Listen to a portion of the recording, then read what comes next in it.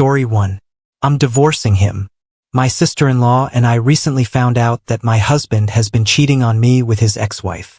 I never suspected it because he was always so doting and loving. Our intimate life was great. We rarely ever argued, and in all the rare times we did, we made it a point to always fix our issues instead of letting them build up.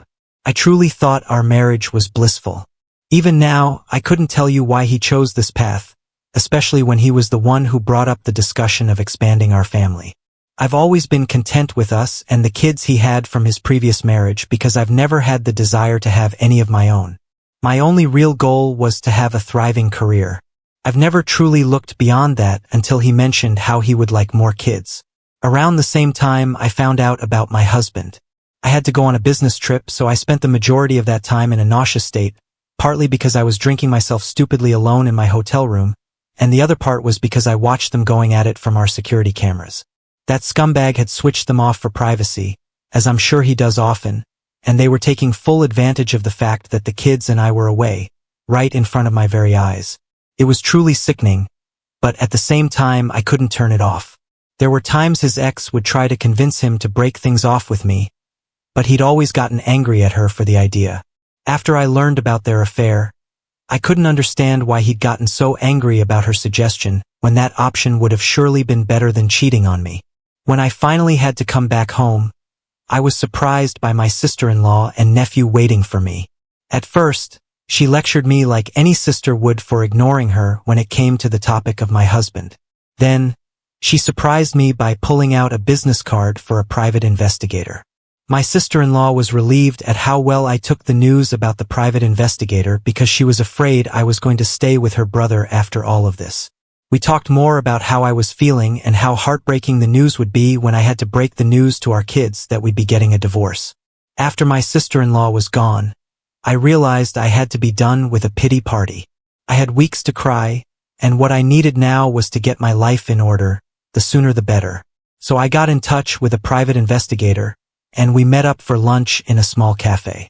The man handed me a USB stick and had his laptop ready to show me, but I declined. I'd already seen enough, and I didn't want to see any more. I thanked him for his time, and shortly after, my husband called me to say he would be home late. Normally, I wouldn't have thought twice, considering that we both have demanding jobs, but now I know he's most likely going to spend the night with his ex. This not only angered me more, but it motivated me to get revenge. After the call, I ended up arranging dinner with my close friend who's a family lawyer, telling her I'd be needing her services. I basically broke down the last few weeks of my life, including the memory stick I had gotten from the private investigator, evidence from our security camera footage, and our prenup which had been locked away in our safe. I dreaded the end of the night. I could have gone to my parents' house, but that would open a ton of questions that I wasn't ready to answer.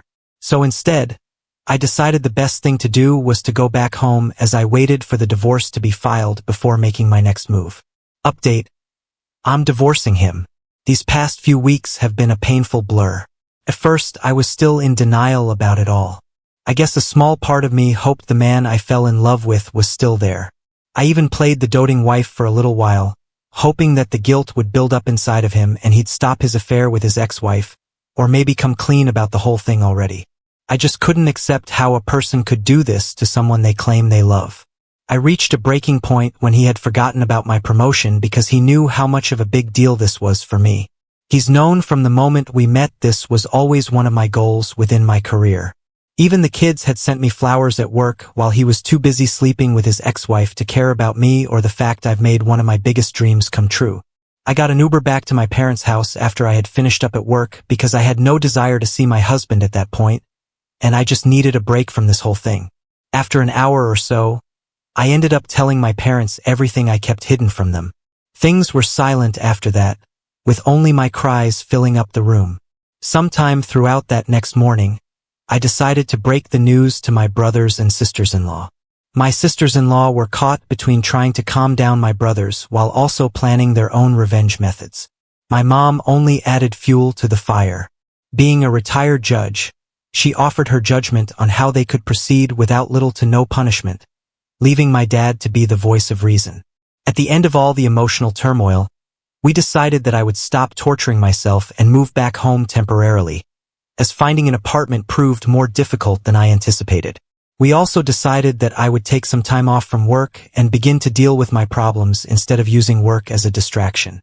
My soon-to-be ex-husband would serve divorce papers today at his workplace, as my family was moving all my belongings back into my parents' house while I had a rather long lunch at the in-laws' place along with my stepkids. To say it was awkward would have been an understatement. My mother-in-law and stepdaughter ended up crying a little. I told my stepkids about their father's affair, leaving out major details. They're not children. They're both 17 and nearly 18 a couple of months, so I felt that they deserved to know the truth about what their mother and father had done to me. I also haven't ruined their relationship with their father. They might feel anger for now, but he'll always be their father. They'll repair their relationship when it's time, just as I've seen them do before. I assure them at every turn this wasn't their fault, and that they would be welcomed into my family without a second thought. I told them that if they still wanted me to be there for them, I would. The three of us hugged each other tightly, with my stepson basically gripping my shirt as if I were going to disappear. I felt a few of his tears hit my shoulder, but he rushed out before I could even comfort him. When the kids left, I told my in-laws all the details I'd missed out, including who the affair partner was, and they were furious. They had never liked my husband's first wife, and this just drove the knife further in. They couldn't stop apologizing, but I assured them this wasn't their fault. They were completely lost for words, and it wasn't long after that when I decided to take my leave with promises to keep in touch. But at that point, they couldn't even look at me. They were too ashamed of their son's actions. I'm now single and trying to get my life back on track after all of this. I also know I have a lot of healing to do, but I know with the help of my support system, everything's going to be all right. Now on to the next story. Story 2. Mom spends thousands of my money on my entitled sister's wedding, but I froze the account and spoiled it. I'm going through a weird problem in life. Actually, it's not a problem. I'm in a dilemma. My mom and sister have been using me for years, and now they have crossed all limits of exploitation. I want to cut them off, but that would mean pushing them into poverty, which seems harsh to me. But I'm also done giving in to their demands.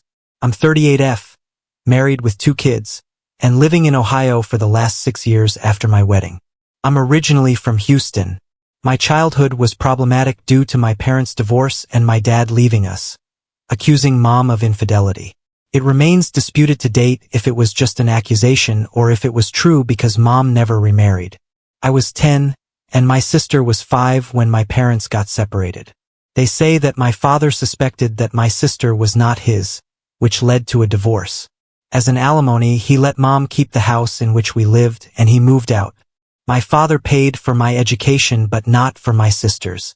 He didn't give child support money for her, and I don't know why mom never contested for it. I guess that's the reason why everyone believed in Dad's accusation of my sister not being his daughter. Dad was not in touch with us for most of my childhood. He occasionally showed up at my school to pay the school fees and brought some gifts for me, but when I went to high school, I contacted him, and since then, he has always been a part of my life. He even attended my wedding despite a lot of resistance from my mom over the years. I bonded better with my dad than with my mom. He even visited Ohio twice after I settled here, but this didn't last long, and he was diagnosed with a terminal illness and we lost him last year. Mom didn't like my closeness with my dad, and she got cold toward me. To add to her fury, Dad named me as his heir. He married many years after his divorce with mom, but he didn't have any children with his second marriage. He used to say that he had just one daughter, and that was me. It goes without saying that mom and sister didn't like me because Dad loved me, and I got to inherit his $400,000 trust fund. It wasn't just about this inheritance. Right through childhood, Dad used to pay for my education, so I ended up studying in a better school, went to a better college than my sister, and overall led a better life because of the child support money. You see, I was 10 when they got divorced, and by that time, child support and my education money started coming in. I was 12, so my mother had little control over it. Education fees directly went to the school and college, respectively, from the child support money. Mom did spend a portion of it on my sister and for other household stuff. Since I was not so stupid a kid, my mom kept me happy so that I didn't complain about it to anyone, so I won't say that my mom and sister were evil to me growing up, but they definitely didn't like me, and they both were pretty tight while I just existed there. Besides, I was smart, not just academically but clever as a child, not someone who could be treated as a doormat or walked over. I think that was also the reason that Mom could never ill-treat me. My present-day problem is the $400,000 money that Dad had left for me. Ever since my mom and sister got to know about this, they have been behind me to borrow money for one thing or the other. Actually, if you see, this is not the first time that they have reached out to me financially. Ever since I started working, I've helped them. As my income grew, so did their needs. I don't owe them anything, but the only reason I help them is because they are family, and they don't make as much money. Mom works as a cashier in a supermarket, and her sister is into sales in a boutique. They collectively don't earn half of what I earn, so I feel obliged to help them. We might not be so emotionally attached, but they have never been mean or evil to me. I hope you all get me, and I'm not confusing everyone with my feelings. A couple of months ago, Mom called me to say that she wanted to renovate our house. The walls, the ceilings, and the floor all have been damaged over the years. Ever since Dad moved out, the house has never been painted, and the wirings have never been repaired. The ceilings and the walls are crumbling from corners. We never had enough money to maintain the house. She said that it was becoming difficult for them to live in that house during the thunderstorms or rains. Feels like the house would crumble down. She said she visited the bank to ask for a loan, but the interest rate was just too high to bear. I understood what she was hinting at. She wanted the money for me to renovate the house. It was an awkward conversation because I knew what she wanted, but neither she nor I spoke about it directly. After that conversation, I started ignoring her calls. She doesn't call me a lot. It is never more than a monthly call, but this time, she called me at least 3 to 4 times last month. Finally, when I attended her call, she said that it was becoming unsafe to live in that house because it was falling apart in bad weather. This time, she was upfront in her approach and asked me for the money. She promised to return to me in installments. I asked her how much money she was expecting. She said $100,000. I lost my mind. I said I don't have that much money to lend. She hinted at the inheritance money. I was infuriated but didn't indulge in further conversation about the trust fund money. I said that $50,000 is the maximum I can lend. She agreed. Later, I realized that I was too impulsive to put my guard down and offer $50,000. I could have just ignored it, but now that I had told her, I had to lend her the money. I didn't have a very good feeling about lending such a huge amount of money. My husband suggested that I lend the money in installments and monitor the progress of the house before giving the next installments. I told my mom that I would be sending $50K in installments. I had my inactive account in Houston. I activated that and transferred the $10K into that account and gave access to that account to Mom. Mom asked why I didn't transfer the money directly to her account. I gave some lame excuse for that. This is actually my husband's idea. Let's see how much this works. Loose hope she returns the money, though not very hopeful, but let's see. Update 1. I cannot really put my finger on how my mom and sister tried to duke me for the easy money. It's been 2 months since I started lending out the money to my mom for the house renovation. I have given $20,000 until now, and I'm not going to give a penny after this. I knew they were nice to me only for my money, but I didn't imagine that they would lie to me this severely to get money out of my pocket. If they had been upfront with me, this wouldn't have hurt that much. Of late, I got to know that my sister is getting married, not from my family but from one of my school friends. My school friend's husband is a wedding planner, and my sister has been in touch with his agency to plan her grand wedding. Yeah, that's what they call the wedding to be. I think my sister didn't know that I was friends with them. Of course, a wedding worth $50K is not less than a grand one. It hurts to know about your sister's wedding from others. Forget about the invitation. I wasn't even informed about it. I thought it to be a close and intimate one with fewer people, but my friend told me that the guest list was around 100.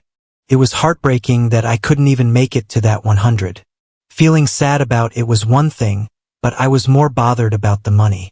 From where did she get the money to organize such a lavish wedding? One of the best venues in the town with unlimited food and drinks with top-notch decorations and flowers. I checked the bank account where I was sending the money to my mom for her so-called renovation work. The bank account was empty. I called Mom to ask if the renovation work had started. She said yes. She has hired the renovation company, but the work is yet to be started. I couldn't take her lies. Until then, I didn't know for sure if they were actually using my money for her wedding yet.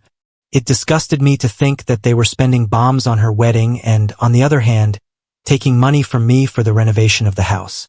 For a moment, I wanted to fly down to Houston and check for myself what was going on, but I realized it wasn't worth it. I called up my aunt, my father's sister, who lived a few blocks away from my mother's house. I asked her if she knew about my sister's wedding. She said yes, but she wasn't invited either. Mom is not fond of my father's side of the family, so this is understandable. She said that my sister's wedding had become the talk of the neighborhood. Until a few years ago, their house was crumbling into dust without maintenance. They both were working their ass off to put food on their table, and now they have a sparkling new house and now a grand wedding. I felt dizzy and disoriented hearing this. Mom said that the house was yet to be repaired, but Aunt said that it was sparkling with new paints. Then I realized that around 6 months back, Mom asked me for $20,000 for her knee transplant. I called up my mom asking her the details of where she did the knee transplant. I lied that one of my friends needed the orthopedics details for her father's knee surgery. She fumbled for words and said she didn't remember the name. I asked her for the hospital or clinic details, but she struggled to say anything. She was caught off guard. She just pretended to have a network issue and hung up. When I called her again, her phone was switched off for a while, and then it went unanswered. I dropped her a text as well, but that remained unread for many days. I understood she was lying. The money I gave her for the transplant was used up for the house renovation, and the money she is taking for renovation is actually going for my sister's fairy tale wedding. She also told me that my sister's engagement was organized on the front lawn of my house, and they decorated the house with lilies with wine overflowing. I felt like I was living in a cave because I had no clue that they were living such a lavish lifestyle and pretending to be poor in front of me to suck out money from my pocket. So next, what I did was ghost them. I stopped putting the money in that account. When my mom called me, I didn't respond. I didn't respond to her text. My sister, who never called me in all these years, called me, but I didn't respond to her as well. I'm with them, and now I'm not going to entertain any of their lies and manipulation. It doesn't matter that I earn more than them or that my father left me an inheritance and didn't give them anything. It doesn't mean they can leech on me and use me with their false tactics. I have pledged to ruin the big day of my mom's princess. Update 2. I was so right about my mom. When I didn't respond to any of their outreach, Mom called my husband. I tell you, my husband is one lot of spoiled sport. I gave him the heads up not to entertain any of their calls and texts. But still, when my mom called him, he responded to it. She started crying and said that I had ghosted them. They needed the money for the renovation work, and the work was midway, and I had traced back on my promise. My husband blurted out the truth. Yes, he did that. I felt like smacking down his head. He told her that I knew the truth, that she had been using me for the money all this while, and that the money was actually going to my sister's wedding, and that's why I had cut them off. I got so annoyed with this because I wanted to make them suffer for putting up with this fraud. But my husband ruined everything. He also told her that we knew she had lied about the knee transplant and used up that money for house repair. After that call, my mom bombarded my phone with apologies. She said that it was a misunderstanding. She had loaned the amount from someone for the house repair, and now she was repaying it to him from my money. It was another BS. After her constant calls and messages, I told her I was ready to talk to her only if she promised to tell me the truth. She said okay. I called her, and she told me the whole truth. She said that my sister wanted a grand wedding, but they didn't have money to pull it off, so they decided to ask me for the money. It was my sister's idea to take the money from me using the reason for the house renovation. They knew I hadn't visited Houston in many years, and also I was not in touch with anyone around, so there was no way I would have known that the house is already renovated. I asked her why she didn't tell the truth and asked me for money directly for the wedding. She said my sister didn't want that. She said she didn't want to take a favor from me directly. Wow, do you see that? I said that I know she repaired the house from the knee transplant money I gave. She got silent. I said I knew all the truth, so there was no point hiding. She said that the house was crumbling, and my sister's in-laws wanted to visit them, so they had to get it repaired quickly, and in the moment of hurry, they couldn't come up with any better emergency reason to get the money from me, so she panicked. She called me saying that the doctor had asked her for an urgent knee transplant, and I transferred the money within hours. Though I stood strong on call, I was crying from within. How my own mother was duping me for her own good. I understand they have money problems, but it doesn't give them the right to manipulate me and extort money from me using emotions. After I heard all the truth, I hung up the call and cried for hours. I don't remember the last time I cried so hard. Maybe during my father's demise. I missed him so badly that day. I felt he was the only one who genuinely loved me and cared for me. After 2 days, I got a voicemail from Mom saying, "Now that you know, can you please send the remaining amount so that we can continue with the wedding preps?" It disgusted me so much that I wanted to abuse her. If she was not my mother, how could she be so narcissistic? There was no remorse in her tone. All she wanted was money. They didn't ask me to come for the wedding, not even for the formality's sake. Now when the truth came out, I felt so frustrated that I blocked both of them.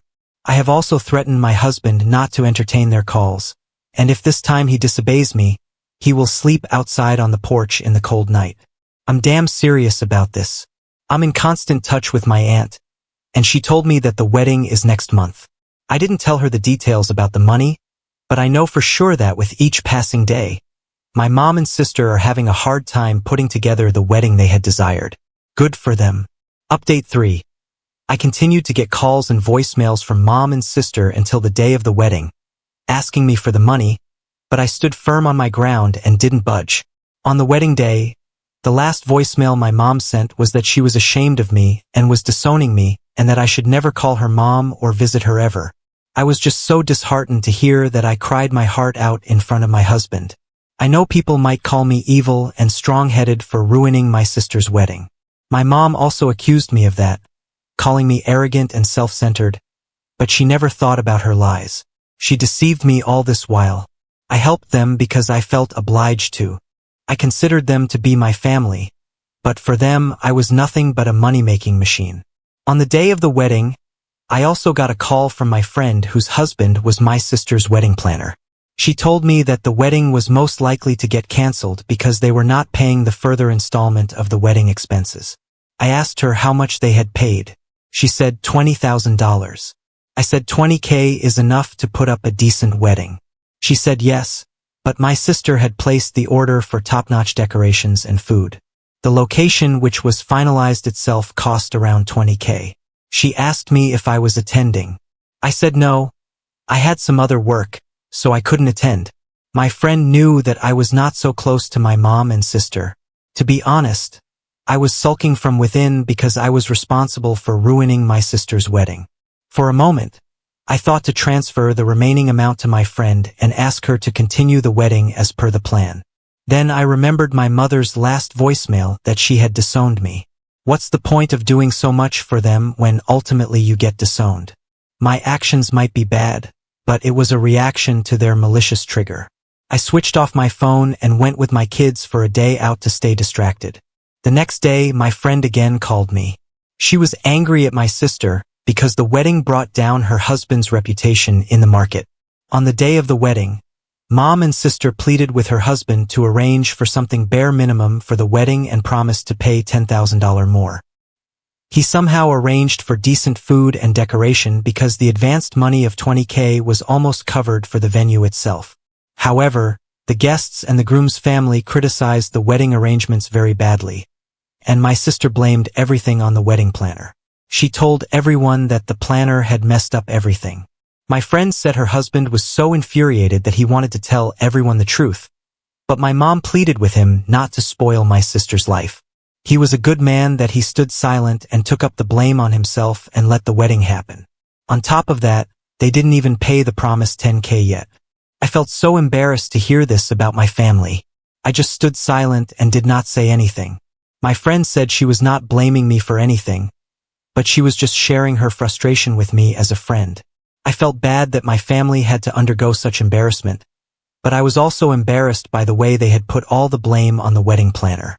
After knowing all this, my husband said they got what they deserved, and I shouldn't be worrying too much about them. They brought this upon themselves because they tried to impress everyone by false means. I'm glad that I stay away from them and their tricks now. I feel that my mother's disowning was a blessing in disguise, that I no longer have to deal with their lies and false tactics. Now on to the next story. Story 2. My husband finally admitted he was in love with my sister after years of suspicion. My husband confessed to me yesterday that he is in love with my sister in a drunken state. I don't know if I should take it seriously or if it's just a drunk thing. Yesterday we had dinner with my sister and her husband, and we all had a lot to drink. After my sister and her husband left, my husband and I had sex.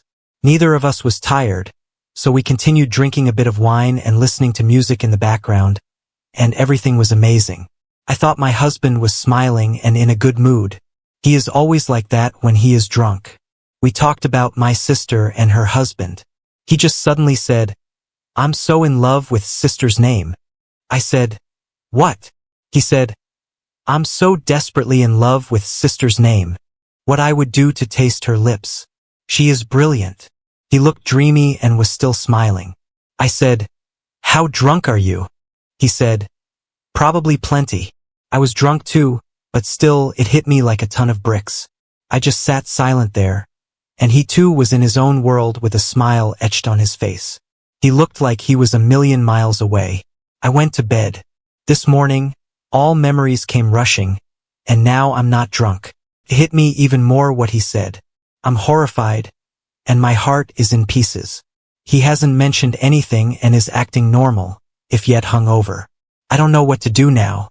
He has always had a good relationship with my sister, with mutual respect. Should I ignore his drunken comments? Was that just him being drunk? Should I wait for him to start talking? Not sure he even remembers what about the sex we had. Something was different, even though I loved it, and I thought it was one of the best sex of my life. He was different, passionate, tender, and loving, and he kept saying, "I love you. You are brilliant." My sister has always been modest and tomboyish, but she has lost 25 kilograms and has been working out for a year. She had a form-fitting red dress yesterday with red lips. She looked stunning, and we all gave her compliments about it. She was very happy about it. I don't know why I included this. I thought maybe it was relevant. Definitely bring it up once he's not hungover anymore and can think clearly. I am torn over whether I believe the old saying, "Drunk mind speaks sober thoughts," because I do think alcohol inhibits a lot of clear thinking and decision-making. However, I also don't know how much I believe alcohol alone can make someone's husband confess to being in love with her sister.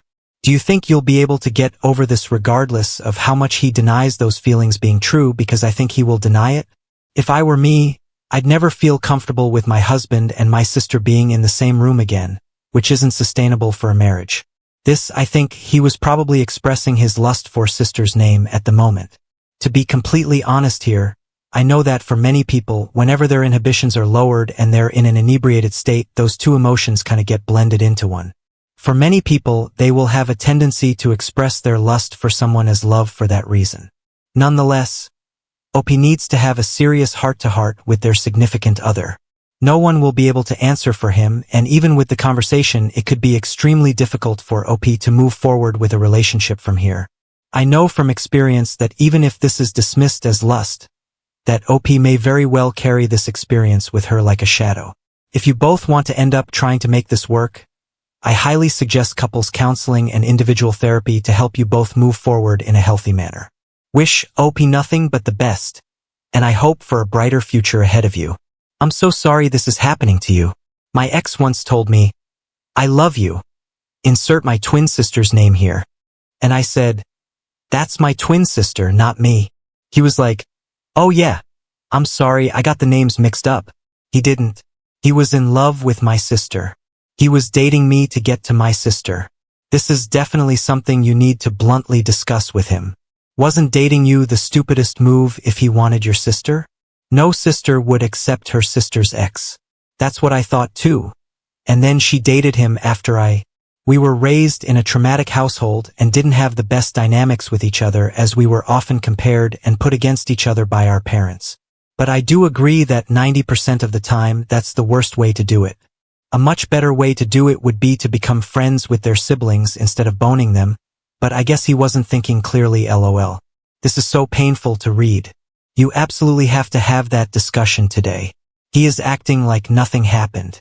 Do you think that he doesn't remember saying it? I agree, drunk words are sober thoughts. Have you ever seen any behavior towards her that made you pause? Ask him point blank and make sure you are facing each other. His reaction will tell you a lot. He always liked my sister. He likes my whole family and is friends with my brothers, but my sister is the one he likes the most, and we are very close with her and her husband. We do most things together that aren't just the two of us, but my sister has always been my best friend, so it was normal. If he had only said, "I love her," it could well be a drunken thing. If he really liked her as a person and saying it like that, at worst, an innocent crush, but no more than that perhaps. But he went on to make sure he left no doubts about his feelings. What he said were not silly drunken words. It was an articulate thought with a lot of feeling underneath, and it came out because his guard was down. People say a lot of dumb things while drunk. What people typically don't do is profess their love for a person in this way without it having some string of relevance. I would definitely bring it up abruptly and see his reaction. That should tell you everything you need to know. Update. Hi. The rule of the update here is 3 days. That's why I didn't update on Sunday. When I talked to my husband, also because I was also very conflicted. I talked to my husband.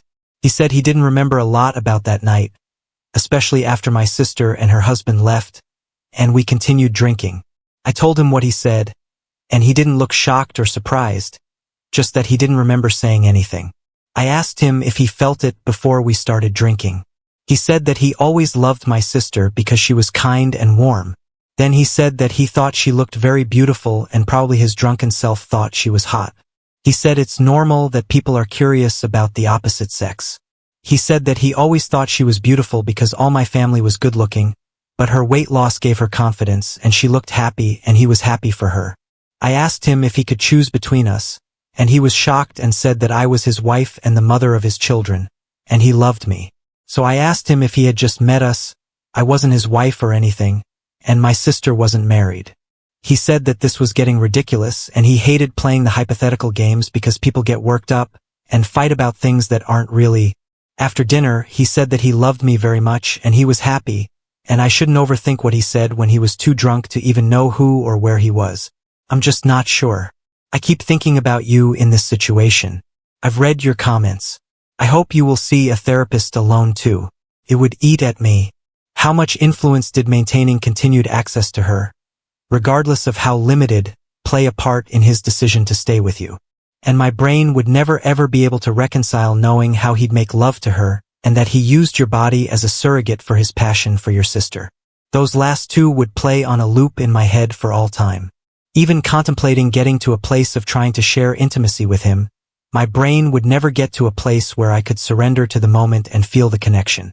I'd be comparing. I'd be trapped in my head, overthinking every action and reaction. I'd be disengaged and self-conscious, always finding myself lacking. My ADHD and my brain would never be able to believe it wasn't just a performance. I'm very close to my sister, and we even live within 2 minutes of each other. Don't think I haven't thought about that he probably accepted the next best thing of being family/friends with her. I'm obsessing about every interaction and every time he mentions her, etc. It is never in a negative way. He is always happy when talking to or about her. Is he the same as me? I don't know. Is this true? Or am I imagining things now? I don't know. There's no coming back from this. It's always going to be in the back of your head. Grow a spine and listen to your gut. He does. He has confessed. For me now, he has had feelings for my sister for some years now, but he said that he loves me and our life together. We are going to start counseling, and from now on, when I hang out with my sister, he won't be there. He said he was in love with her. He said it has come and gone throughout the years. He never wanted to act on them in the past and never will. Now on to the next story. Story 3. Before we start, if you're enjoying this video so far, please consider liking and subscribing to the channel. Now let's continue. I broke up with my boyfriend on his birthday because he revealed disgusting secrets about himself to me. I had just started dating Thomas, and things seemed promising after 7 weeks of dating. He invited me and 2 of his childhood friends, Alex and Bart, for a 29th birthday celebration weekend at his father's country house in a small French town. His father was going to be around as well, and I was very excited to meet everyone. We arrived at the country house, and after a few hours and lots of drinks, a group of people gathered around a small campfire and started sharing childhood memories.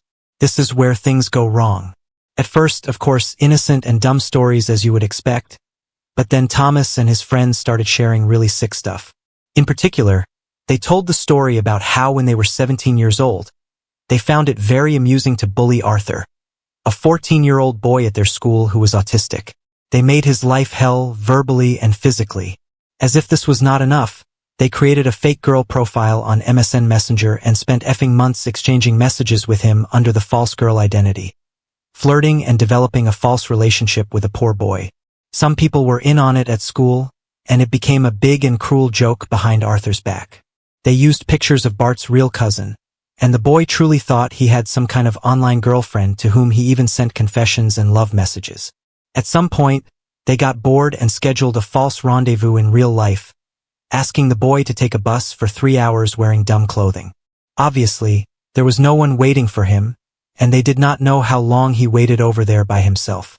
If Arthur had not already understood what was going on, he found out the next day at school after Thomas and Bart told the story to everyone, and even shared the love messages that Arthur had been writing.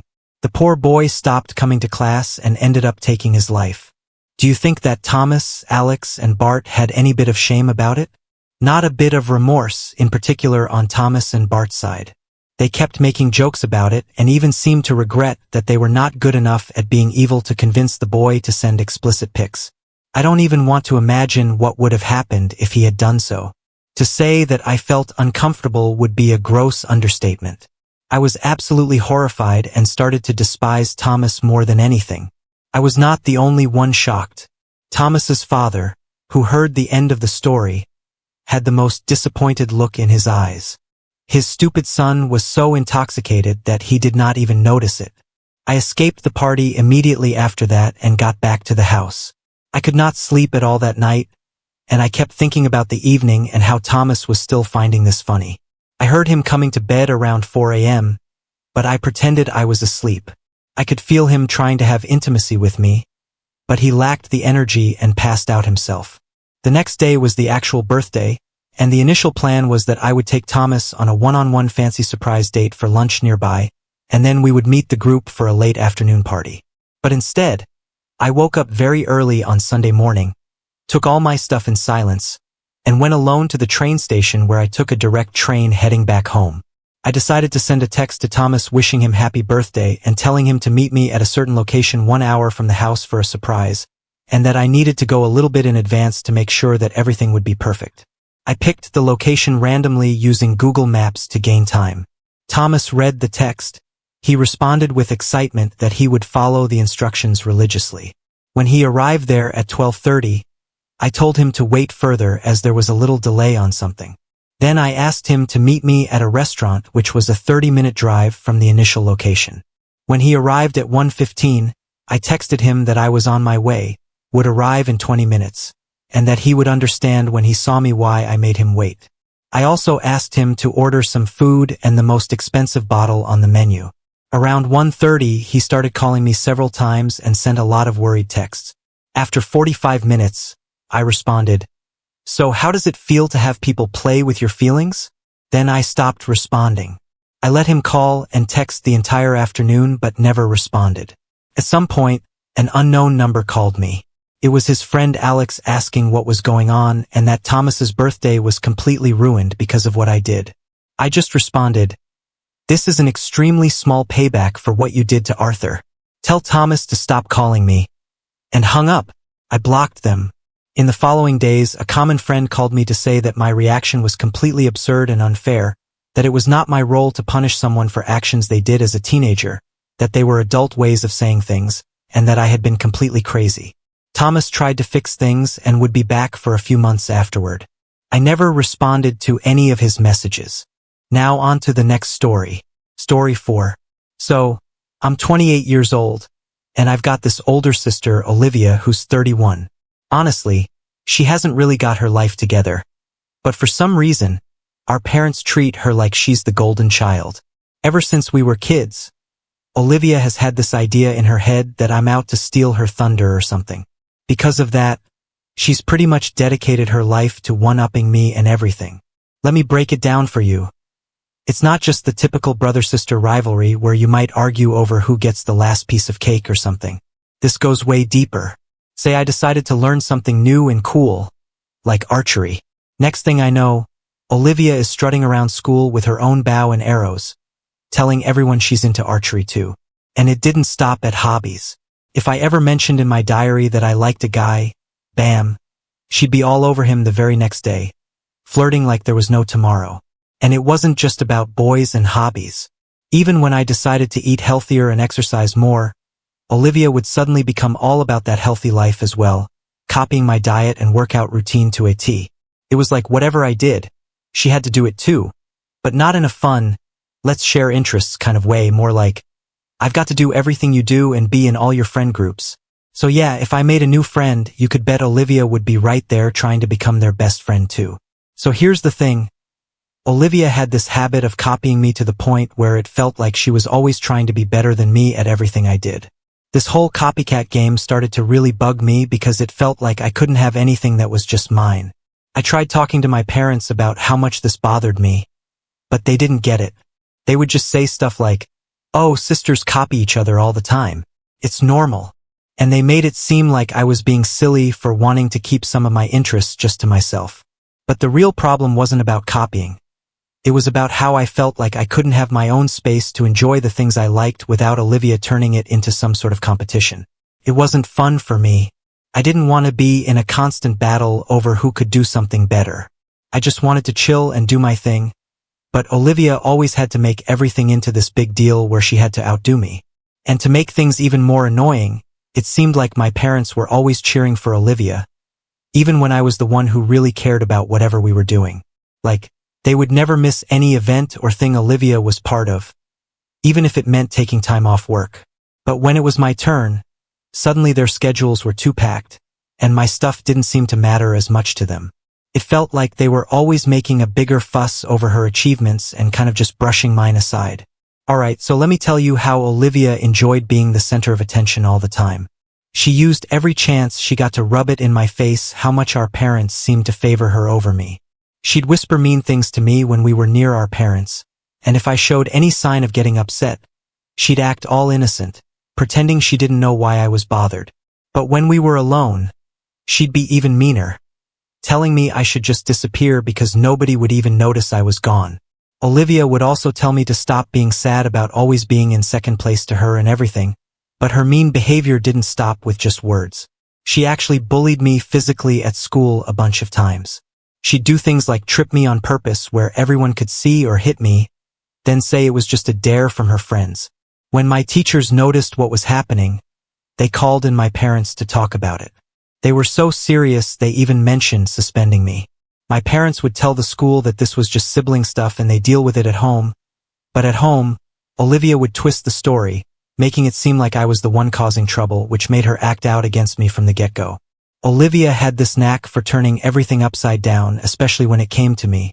Our parents, bless their hearts, seemed to have their blinders on whenever Olivia was concerned. Whenever she did something outrageously mean, and they even came close to questioning her actions, Olivia could turn on the waterworks like nobody's business. She'd sob and claim that I was fabricating tales out of sheer jealousy. It was her go-to defense, and unfortunately, it worked every single time. My friends, who were real troopers through all this, began calling Olivia out on her downright nasty behavior towards me. That seemed to be the cue for Olivia to kick things up a notch. She started concocting these elaborate stories, complete with self-inflicted bruises or strategically placed bandages, and then went around telling everyone these were the results of my supposed attacks on her. She painted this picture of me as the aggressor, taking advantage of the fact that I'm more of an introverted soul, preferring to keep my personal issues to myself rather than broadcasting them for the world to hear. Here, trying to defend myself against Olivia's web of lies felt like trying to climb a mountain with no gear. She was relentless. She'd weave her tales to anyone who'd listen, anyone I'd ever spoken to, laughed with, or dared to develop a crush on. Her aim is to make them see me through her twisted lens. The result? My high school experience was less about learning and growing and more about surviving Olivia's campaign of terror. And just when you thought it couldn't get worse, it did. After Olivia finished high school, she took a gap year because her grades were too low for college admission. I was ready to start my own college journey. Thanks to hard work and maybe a sprinkle of luck, I landed enough scholarships to cover my tuition.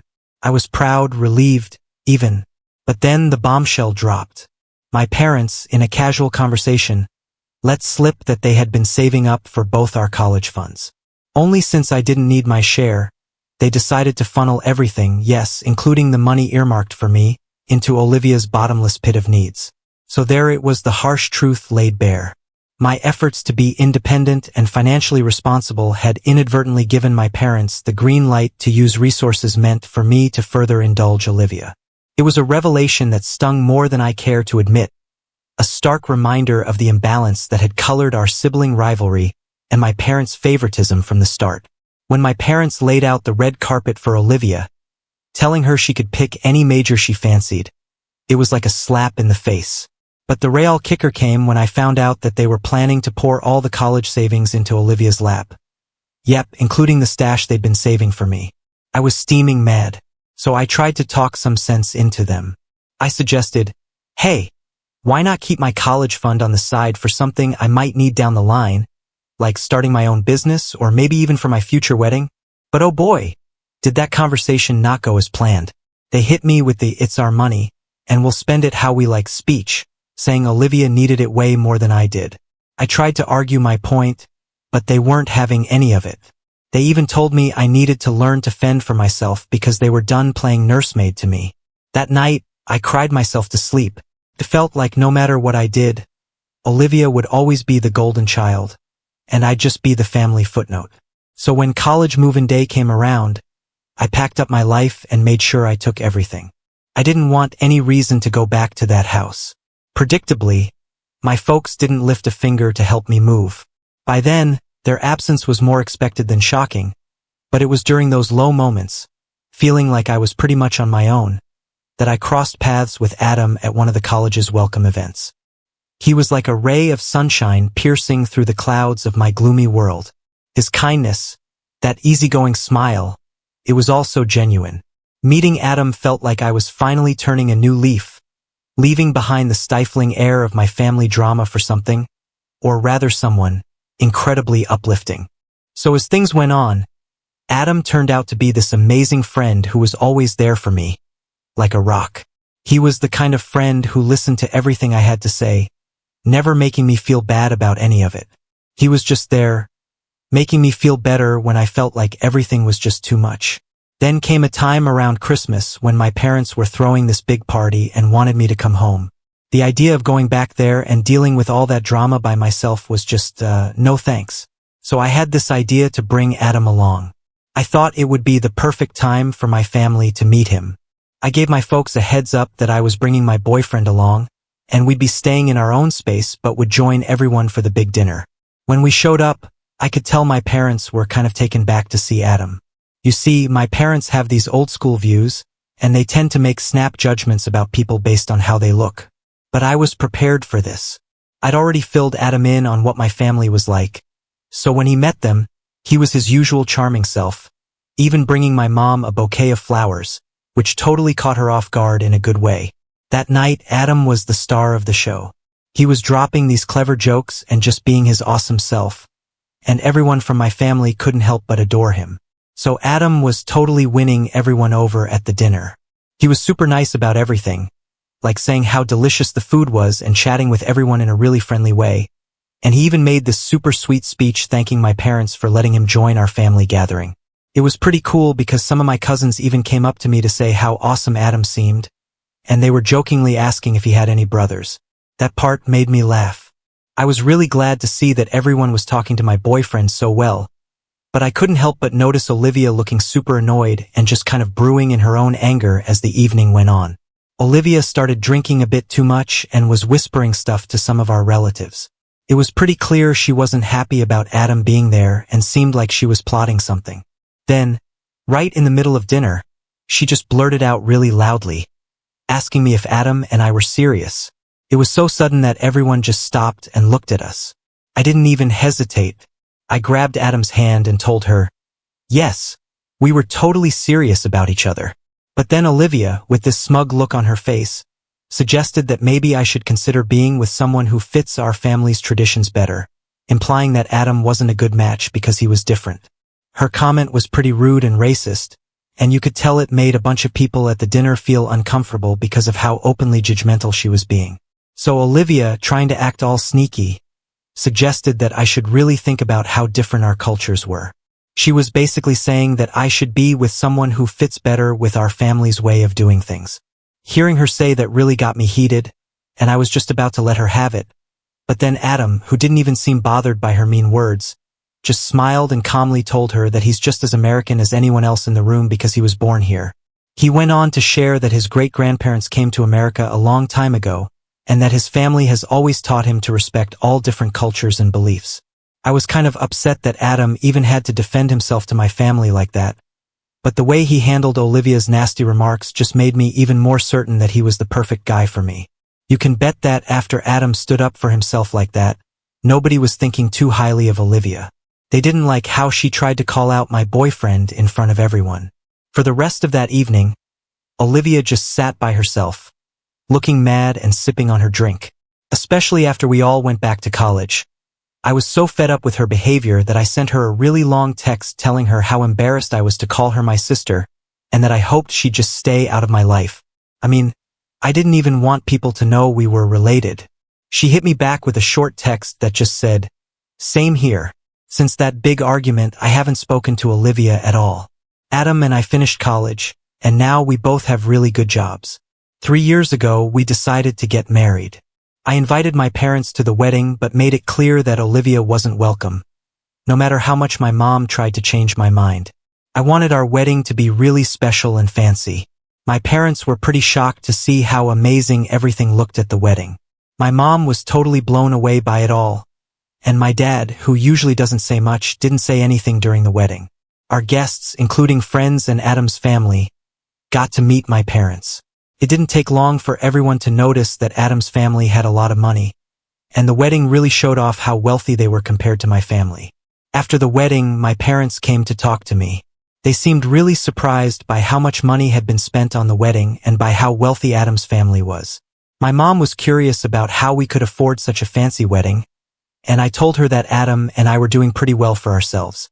I wanted to make sure they knew that even though Adam's family has a lot of money, our decision to get married wasn't just about that. I also do pretty well on my own. But looking back, I think it might have been a mistake to tell my parents so much about our financial situation. 2 years ago, out of the blue, my parents called me up for help. They told me they were in a bit of a pickle because my dad had retired, and they'd spent all their savings on fixing up their house. They asked if I could lend them a hand with money, which was a pretty big surprise because they usually didn't do stuff like that. But I've got to be honest, even though I've always felt like I didn't quite fit in with my family, it felt kind of nice to be the one they turned to. They said they'd be really grateful if I could send them $3,000 every month. This money, they explained, would cover their bills and medical costs, which were going up as they got older. At the time, I was doing pretty well at work, and Adam and I were in a good spot financially. We didn't have any kids, and I was making a decent paycheck, so I didn't think twice about saying yes. I guess I was a bit naive, but I felt it was my duty to help out my folks, believing they truly needed me. So I started transferring the cash to them each month. When Adam found out, he was pretty taken aback. He pointed out that $3,000 a month was a lot of money for them to ask for, even though it was a big ask. Adam and I really wanted to help out my parents, so sending them money every month just became part of what we did, and I never really dug into what they were using all that cash for. During this time, I started feeling like things between me and my parents were getting better. I wasn't sure if they were just acting nice because they liked the money coming in, but it felt like we were actually starting to connect. I began to think maybe I could let go of the tough times we had before and start fresh, aiming for a happier future together. Then, out of the blue, 2 weeks ago, my phone blew up with calls from them, right in the middle of a super busy workday. They know my schedule is packed, so seeing all those missed calls made me think something serious was up. I rushed to call them back. My dad was on the other end, asking me to swing by their place because they needed to chat about something important. I agreed, wondering what was up. That evening, after a long day at work, I showed up at their doorstep, feeling pretty worn out but curious. They were both looking really nervous, which got me worried. I asked if everything was okay, and that's when they kicked off the conversation by mentioning how grateful they were for all the financial help I'd been giving them. I just sat there, totally thrown off, as my mom started to spill some really unexpected news. She told me about my sister, Olivia, who I didn't even know was married, let alone trying to start a family. Turns out Olivia had been dealing with infertility for quite some time, and it had been really tough on her and her partner. After much struggle, she finally got pregnant, but it ended in a miscarriage, which was really hard on her. This was all a shock to me. I was completely in the dark about all of this.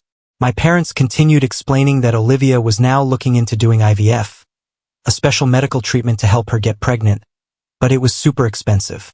They needed $25,000 to pay for it. Then they looked at me like they were expecting something, saying that since I was her sister, it was kind of my job to pitch in and help. They went on about how I should do this for Olivia because we're family, and family is supposed to support each other. I listened to all this, but when they asked me for the money, I was totally taken aback. The idea that I should pay such a huge amount for Olivia, especially when we've had such a rocky relationship, was mind-blowing to me. I had to remind them that I had never really been close. She made my life miserable growing up, so the thought of giving her such a big amount of money just didn't make sense to me at all. My parents didn't like my answer at all. They kept saying that because I was Olivia's sister, it was somehow my job to help her have a baby. They even said that since I didn't have kids myself, the least I could do was help bring a grandchild into the family to try and make peace. I told them I felt sorry for what Olivia was going through, but I wasn't going to just hand over money as a gift. I said, if Olivia really needed the $25,000, I'd be okay with lending it to her, but only if she signed a legal contract that said she had to pay me back, and if she didn't, I'd have the right to take her to court. This made my parents really mad. They shouted at me, saying it was rude of me to even think about making Olivia sign a contract when I had so much money just sitting there. My mom said I was being selfish and that Olivia needed the money way more than I did. I was so angry at their nerve. I told them, I was the one who had worked super hard to make my money. I have my own life and my own bills to pay. I couldn't just give away a huge chunk of my savings to someone who had always been mean to me and who I hadn't even talked to in forever. I made it clear to them, if they weren't okay with my conditions, then they shouldn't expect any more money from me. Right after I said that, my parents began yelling, telling me this was exactly why they had a problem with me. I always acted too proud, like I was better than everyone else. Their words really shocked me, especially since just a minute before, they were all sweet, asking me for money. Even though they tried to make me feel guilty, I didn't change my mind, but I started feeling really suspicious about all the money I had been sending them. I said I needed to go to the bathroom. I had to move fast, so I sneaked off to my parents' bedroom and saw my dad's phone charging on the nightstand. I knew it wasn't right, but I couldn't ignore the bad feeling in my gut, so I decided to look at his phone. That's when I saw the messages showing he had been sending $1,800 every month to my sister for the last 2 years. I was totally shocked. My suspicions were right. Felt like a huge betrayal, and it wasn't just about the money. The real issue for me was that they had lied to me and played with my feelings for 2 whole years. I felt my heart racing as I understood how much they had tricked me. I went back to face my parents, not even trying to hide how much their betrayal hurt me. I asked them straight out, "What have you been doing with the $3,000 I sent you every month?" They looked totally caught off guard by my question. They stumbled over their words, trying to think of what to say. I didn't wait for them to figure it out. I called them out on sending $1,800 every month to my sister. They went white as a sheet and couldn't speak for a few seconds. Then the truth came spilling out. They admitted they had been giving a lot of the money I sent to Olivia. Their excuse was that she really needed the money, and as her parents, they couldn't just watch her struggle. Hearing that excuse made me really angry. I asked them, "What about me? Didn't you think it was wrong to lie and take my money for 2 years?" They tried to defend themselves by saying Olivia and her husband didn't make much money. My parents tried to justify their actions by saying that since I had a fancy wedding and a well-paying job, they thought taking money from me wouldn't really affect me. They even said it was all Olivia's idea at first, but they went along with it, thinking they were doing the best thing for their kids. But all that did was make me even more upset and disappointed. I had enough at that point. I told them I wasn't going to give them any more money and that I was done supporting them financially. My parents got really desperate and mad, telling me I couldn't just stop helping my family when they needed me, but I just laughed at that and left their house feeling a whirlwind of emotions like anger and sadness, but also like a huge weight had been lifted off my shoulders. Now, as I'm writing this, my parents keep calling me, begging me to reconsider, saying they won't take any more money from me if I just don't cut them off completely after everything they've done. Update 1. I'm super grateful for all the kind and supportive messages you guys have sent. Honestly, the guilt from my family was starting to weigh on me a bit because I know I've been really lucky to have someone as amazing as Adam in my life. It means a lot to me that people are finally listening to my childhood stories and believing them. Talking about this stuff has been tough because some folks think I'm just making it up or being too dramatic. So a huge thanks to everyone I've talked it over with. Adam is really upset about how my parents have been deceiving me and taking my money for the past couple of years. We've made a firm decision that we're not going to let this happen again, no matter what, even if my parents are in a really bad spot. In the meantime, my parents keep calling and texting, swinging between saying sorry, trying to make me feel bad, and begging me to change my mind. But no matter what they say, I'm sticking to my decision to cut off contact with them. Update 2. Alright, so it's been about 2 weeks since the last time I told you guys what was going on. This time, something really unexpected happened. Out of the blue, Olivia, my stepsister, decided to message me. I was totally surprised because I didn't even know she had my number after all this time.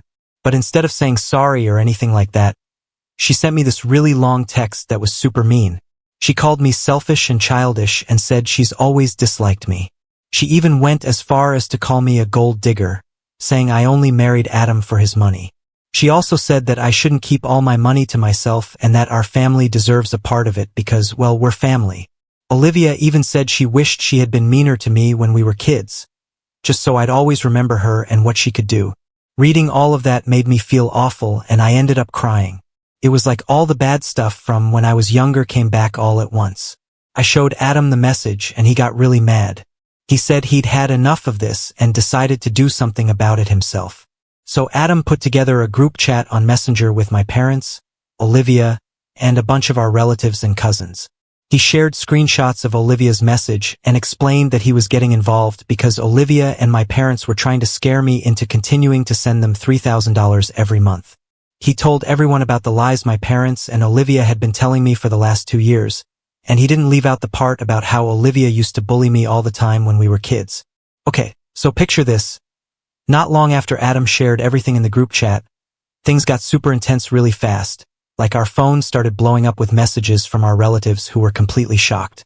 They couldn't believe how my parents had acted, trying to sneak money from me like that, and let's not even start on Olivia. Everyone was just floored by how mean and sneaky she had been. I got a bunch of calls from family members, and during those calls, I told them more about how my parents were actually giving Olivia $1,800 every month from the money I thought was going to them. Our relatives were really upset about the whole thing, and because of that, my parents started getting a lot of heat from everyone. They were so embarrassed and pressured that they actually called me, begging me to just delete the group chat and pretend none of this happened. But Adam was like, "No way. We're not sweeping this under the rug." He was super firm and told them he was fed up with their nonsense. He even warned them that if they ever tried to ask us for money again, he'd go all out, hiring the best lawyers to take them to court.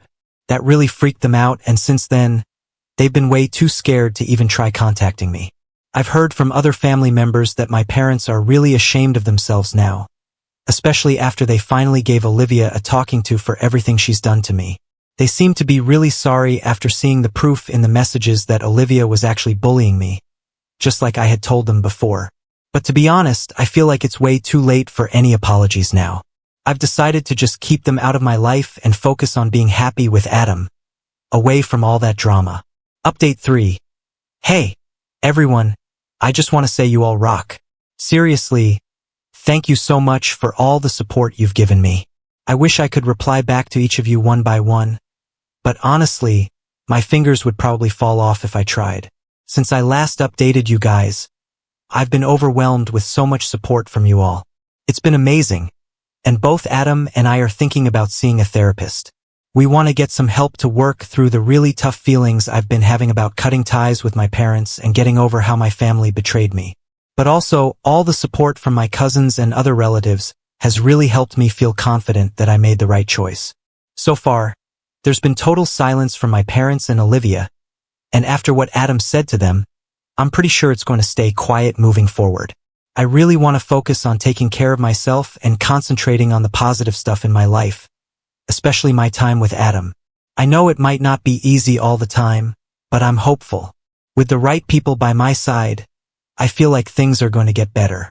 I'm hoping this will be the last time I'll need to update you all on this.